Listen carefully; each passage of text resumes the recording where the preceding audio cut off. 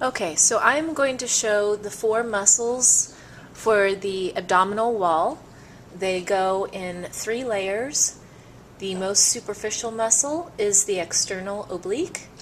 Deep to it are the rectus abdominis and internal oblique muscles, and the deepest muscle of the 4 abdominal muscles is the transversus abdominis. So I'm going to zoom in on the cat so I can show you the 4 layers more clearly.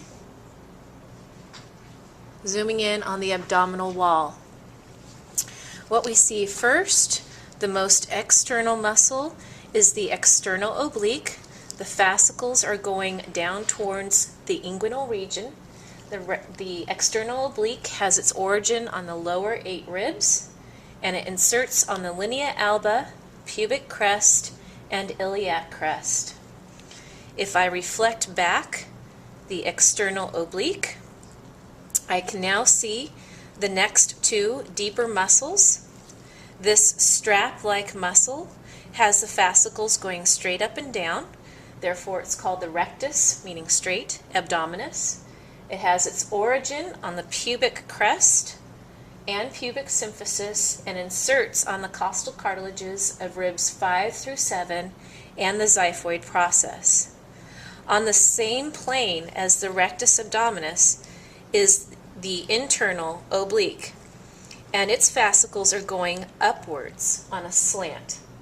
The internal oblique has its origin from the lumbar fascia, inguinal ligament, and iliac crest, and inserts on the lower 4 ribs, linea alba, and pubic crest.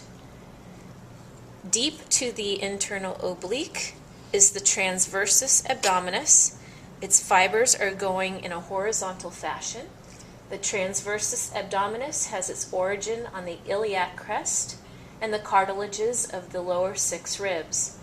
It inserts on the linea alba and pubic crest. To go through the 4 muscles again and their layers, we have the external oblique, whose action is flexion and rotation of the trunk and lateral flexion. Deep to it, we see the rectus abdominis. The action of the rectus abdominis is to flex and rotate the trunk, and the internal oblique, shown here. The action of the internal oblique is flexion and rotation of trunk and lateral flexion. Deep to the internal oblique is the transversus abdominis, and its action is to compress the abdominal contents.